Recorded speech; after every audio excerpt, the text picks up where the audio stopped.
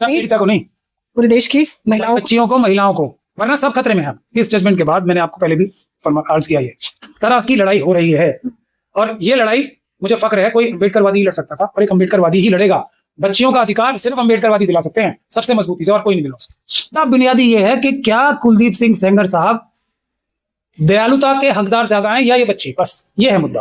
उत्तर प्रदेश सरकार ने कहा जी हमारे बहुत सारे पैसे खर्च हो रहे हैं, जो अडानी अंबानी यूसुफ लुलू जैसे लोगों को सिक्योरिटी दी है उस पर तो क्या फर्क पड़ रहा है, वो तो बड़े लोग हैं, देना ही है सिक्योरिटी। ये बच्ची और बच्ची के परिवार को सुरक्षा देने में बहुत ज्यादा हमारे पैसे लगे। मैंने कहा भाई साहब कुछ तो वकील को मार दिया गया, पुराने वकीलों को सुरक्षा थी, मैं अपनी गिव अप कर रहा हूं, मेरी वाली सुरक्षा भी परिवार वालों को दे दो, लेकिन वो भी उनको मंजूर नहीं थी, नहीं कर पाए। हम तो कह ही रहे थे आप फाइनल फैसला कर दो ना, इन कमजोर सबूतों के आधार पर ही फैसला कर लो चलो आप, लेकिन ये बेल ना दो, बेल की एप्लीकेशन बाद में सुनो, पहले मत सुनो। वो भी नहीं मानी गई हमारी बात। तो सीबीआई अब हमें डर ये है कि बड़े से बड़ा वकील खड़ा करेंगे ये दिखाने के लिए देखो सरकार कितनी सीरियस है, लेकिन वो बहस इस तरीके से की जाएगी कि कुलदीप सिंह सेंगर जीत जाए और ये बच्ची हार जाए।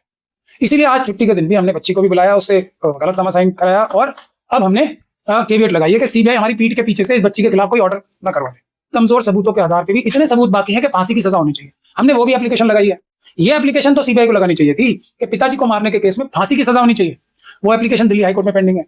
और क्रिटिसिज्म करना शुरू करे जजमेंट्स का, जजों का नहीं। 50% इस देश इस मसले का और हमारी सारी बच्चियों का निवारण इस चीज से होगा कि जनता सड़क पे आए।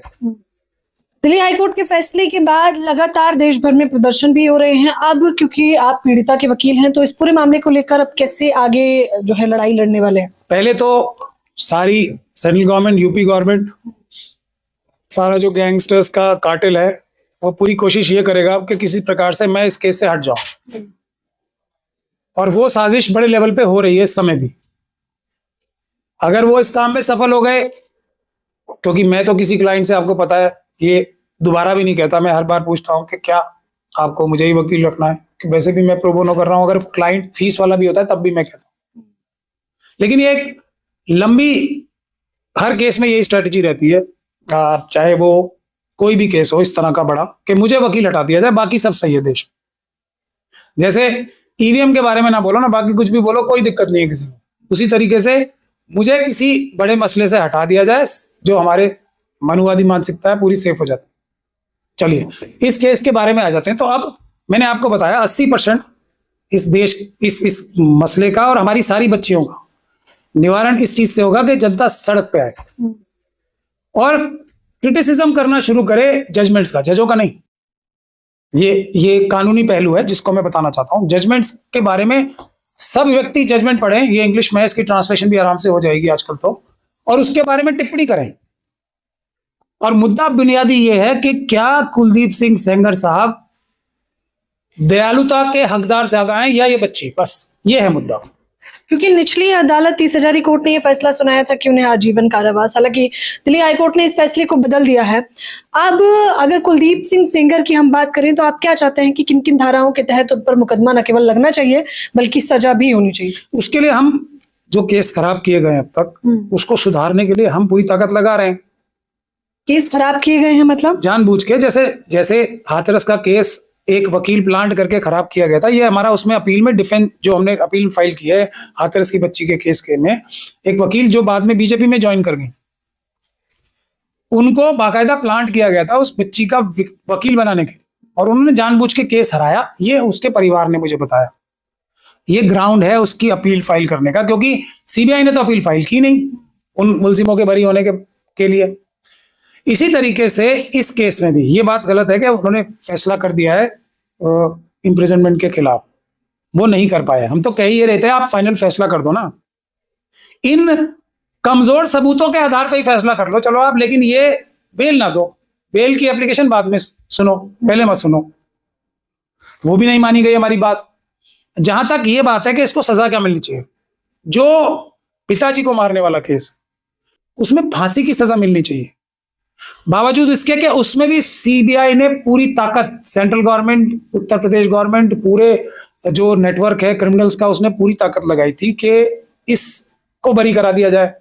फिर भी जो सबूत इनके पास थे इतने ज्यादा थे, फिर भी वो सब फेल हो गए और सजा हो गई।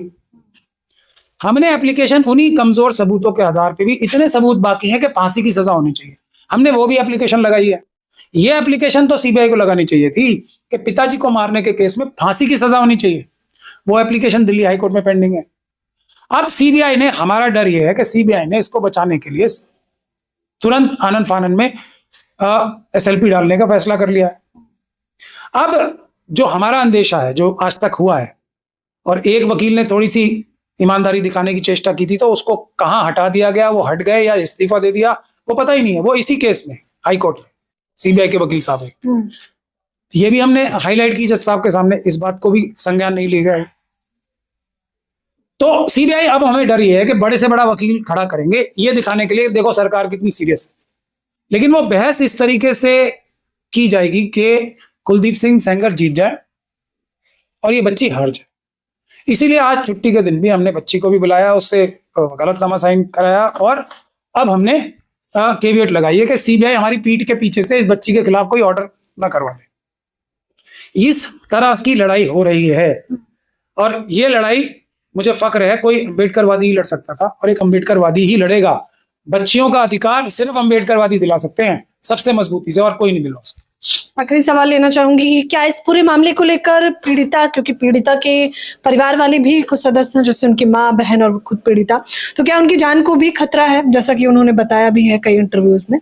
मैंने तो आपको सारी बातें खोल खोल के बताई है, खतरा है नहीं। तो सिर्फ उनकी जान को भी नहीं है, फिर तो आपकी जान को भी खतरा होना चाहिए, क्योंकि उनके सबसे पहले वकील को तो मार ही दिया गया।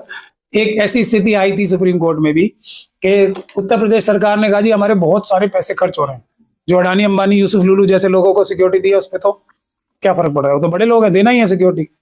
ये बच्ची और बच्ची के परिवार को सुरक्षा देने में बहुत ज्यादा हमारे पैसे लग रहे हैं। मैंने कहा भाई साहब, कुछ तो वकील को मार दिया गया, पुराने वकीलों को सुरक्षा थी, मैं अपनी गिव अप कर रहा हूं। मेरी वाली सुरक्षा भी परिवार वालों को दे दो, लेकिन वो भी उनको मंजूर नहीं थी। मैंने तो खैर लेनी क्यों है सिक्योरिटी, मेरा तो गिलास भरा हुआ है, आप सब लोगों को पता नहीं है। मोदी जी, अमित शाह जी और आरएसएस की सारी टीमें, मोसाद, ये सब लोग लगे हैं मुझे मारने के लिए। मेरा गिलास मरने का या मरवाने का या मारे जाने का तो भरा हुआ है, कुछ लोग एक्स्ट्रा आएंगे मारने के लिए, तो वो पानी का गिलास में से पानी तो बाहर ही गिरता रहेगा ना। अगर मैं ही डर जाऊंगा तो फिर कैसे चलेगा देश? ना मैं डरूंगा, ना मैं लालच में आऊंगा, और ना मेरा दिमाग काम करना बंद करेगा जब तक मैं जिंदा हूं। ऐसी मैं ऊपर वाले से दुआ करता हूं। अब बाकी तो ये एक जद्दोजहद है, वो अल्टीमेटली तो अम्बेडकरवाद ने ही जीतनी है, मनुवाद तो हारेगा ही। लेकिन महिलाओं की ये लड़ाई सभी महिलाओं को लड़नी चाहिए। अगर पुरुष भी, जो ईमानदार पुरुष हैं, वो सामने आए, लेकिन महिलाएं भी वो हैं जो अपना कुछ फायदा नहीं चाहती।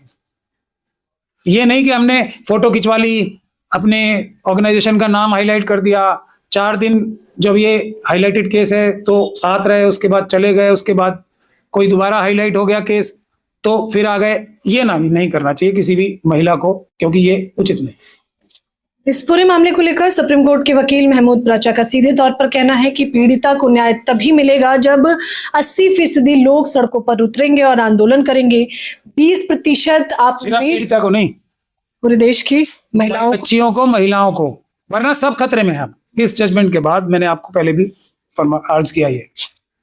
और 20% की लड़ाई जो है वो कोर्ट में लड़ी जा रही है। हालांकि इन्होंने कहा कि सिर्फ पीड़िता नहीं बल्कि पूरी इस देश की महिलाएं, बच्चियां जिनका शोषण किया जा रहा है या आने वाले समय में हो सकता है, इसको लेकर फिलहाल इस खबर के बारे में आप लोग भी मुझे अपनी राय जरूर बताइए। अब देखना होगा दिल्ली हाईकोर्ट के फैसले के बाद आगे जब ये मुकदमा कोर्ट में चलता है तो क्या कुछ फैसला आएगा। कैमरामैन देव के साथ ज्योति यादव, हिंद समाचार।